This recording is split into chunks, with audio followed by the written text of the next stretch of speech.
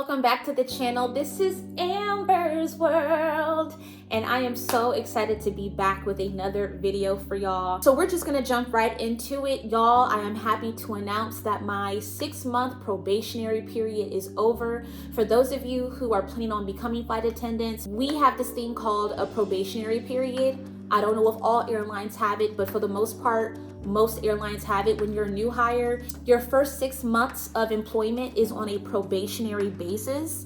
So you basically have to be on your very best behavior for that 6-month period and prove to the company that you are a good fit and that they made the right decision when they hired you and that you are reliable and that you are, up for the task of being a flight attendant for that particular airline. And so I am happy to say that again, I have made it through another probationary period.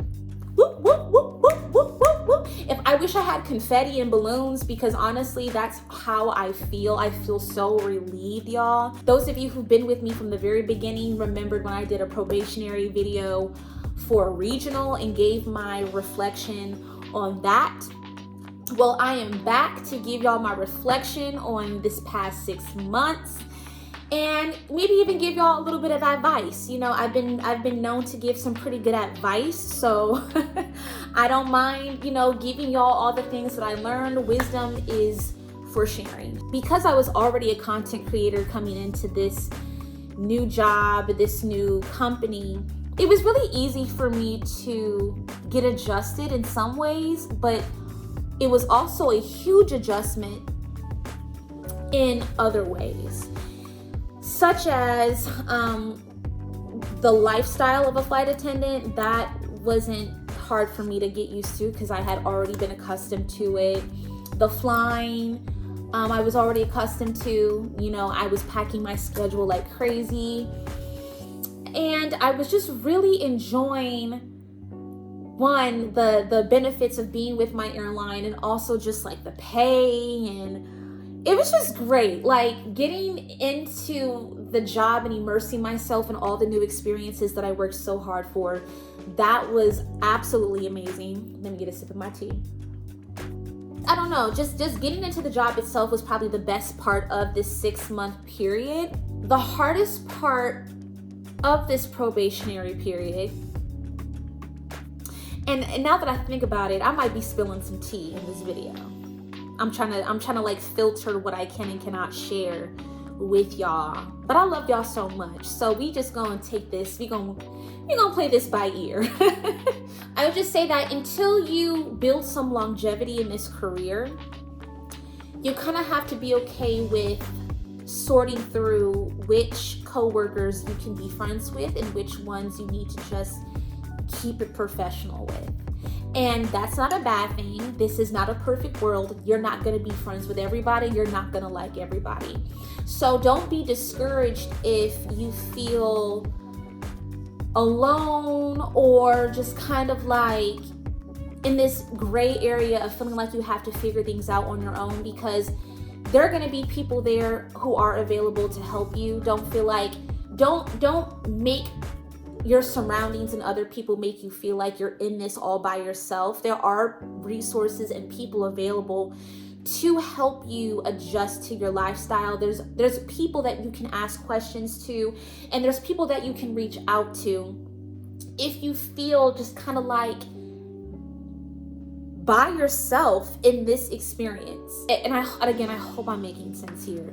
But that's something that I kind of had to learn, to just utilize my resources and don't be afraid and don't be so like to yourself where you're not really reaching out to the people. There is a network out there for you, and there are people out there for you to connect with. You just kind of have to be able to put yourself out there in this particular job and in this particular industry. Not just my airline, but just across all airlines. All airlines have a different culture. That goes without saying. So I would say, speaking just for me and my experience in this airline, yeah, it's just I had to learn to like, it's okay if people don't necessarily come to you. feel free to open up yourself more to come to people, because they're there and they are willing to help you, but they can't help you and they can't support you if you don't express your need for support. Yeah, I'm satisfied with how I explained that. Another big thing that I had to adjust to was the physical adjustment. I didn't think that it would be such a physical adjustment for me going from regional to mainline, but it actually was. I actually caught what I call the flight attendant flu, where literally, I think it was a combination of my body getting used to no longer wearing a mask for as long as I did during the trying time that our country and this world was going through for the past couple of years. My body was getting used to maneuvering without a mask, and just like the fact that I went from not flying for a couple months to like back into it, and I'm surrounded by more people, more germs. So I think my body like definitely had to get used to that.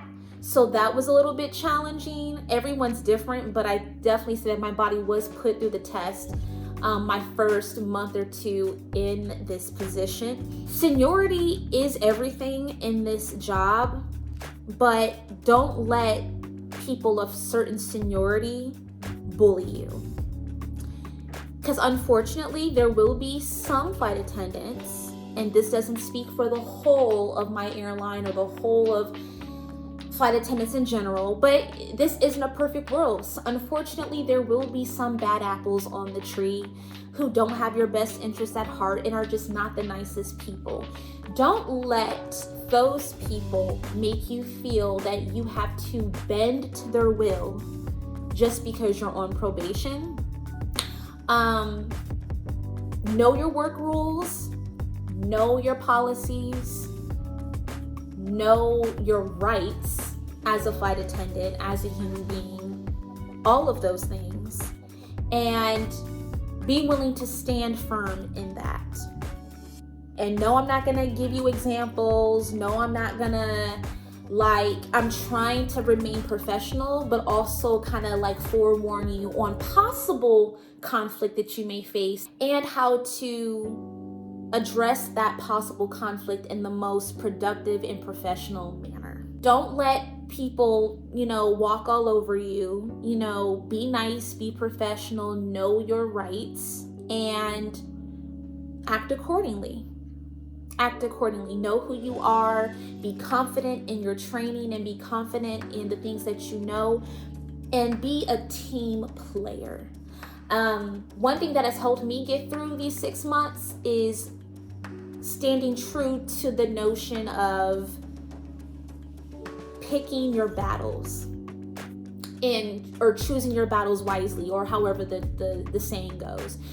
Honestly, when dealing with other flight attendants, because this is such an interpersonal type of job, you really do need to remind yourself or ask yourself when you are interacting with other flight attendants is this person trying to hurt my feelings? Is this person trying to disrespect me? Or is this just a difference in personality and work styles? Because you're going to be dealing with so many different personalities on this job, and it's easy to get offended if you allow everything to offend you.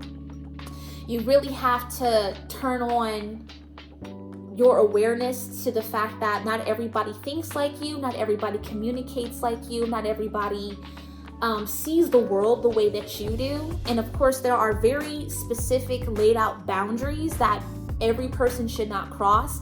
But there are some gray areas into how people communicate. And so it's important to just be willing to have empathy, ask the uncomfortable questions that need to be asked when you feel like there is a difference of communication, and be direct with who you're speaking to, and also come from a place of unity, love, respect, and with an understanding that, we may not see eye to eye on this, but we have a common goal in mind, and that is to get these passengers from point A to point B as quickly and safely as possible.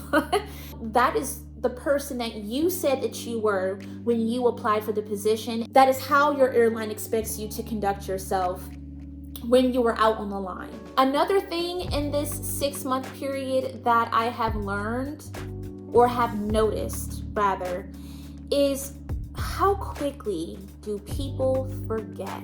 One thing that I noticed that has definitely disturbed me a bit in this 6-month period is that how quickly new hires, and I can say this because I am technically considered a new hire as well, how quick new hires lose their enthusiasm and their gratitude for the job that they once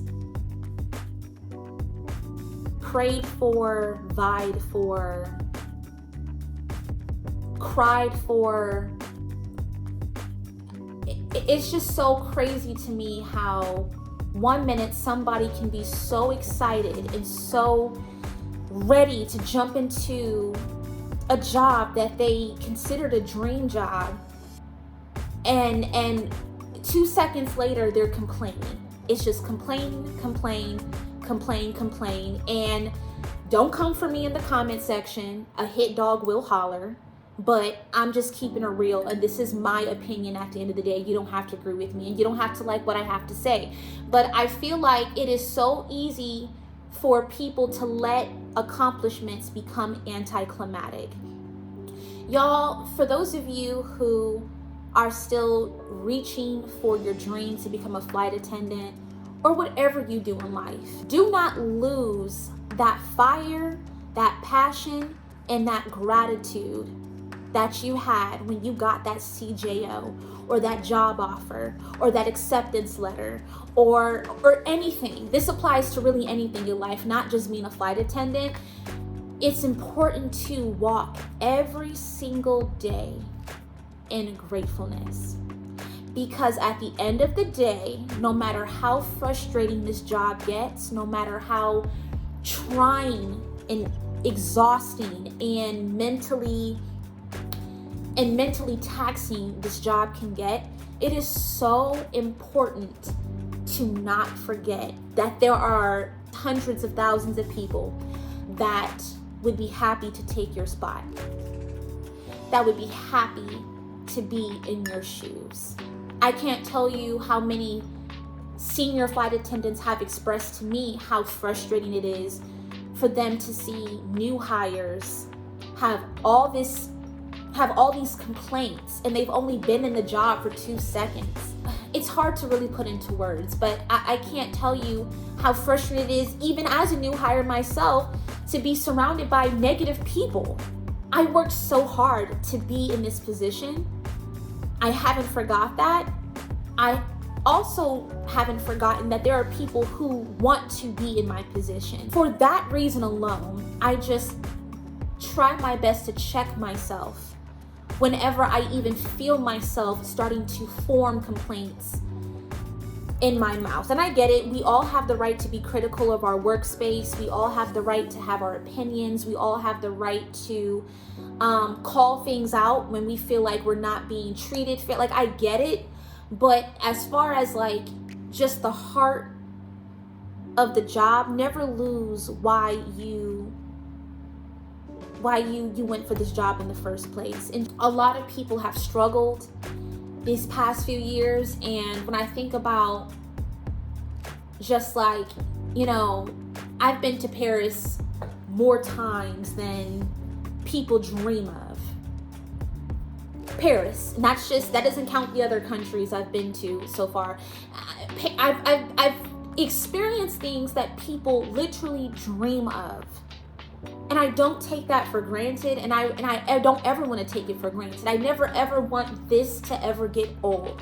I mentally put in the effort to make sure that this right here never gets old. Gratitude is so important in anything and everything that you do. Do not let this job become anticlimactic. Remember the spark that you had. I still remember the day that I got my CJO and how happy and excited I was. I remember how happy I was when I got my wings. And I always bring myself back to those moments when I feel myself in the midst and in the thick of the job, feeling just overworked, tried, and bogged down. And of course, the last thing that I took away from this 6-month period is the power of self-care, never forgetting to put yourself first, because you are prioritizing the comfort of other people. Remember to prioritize yourself as well.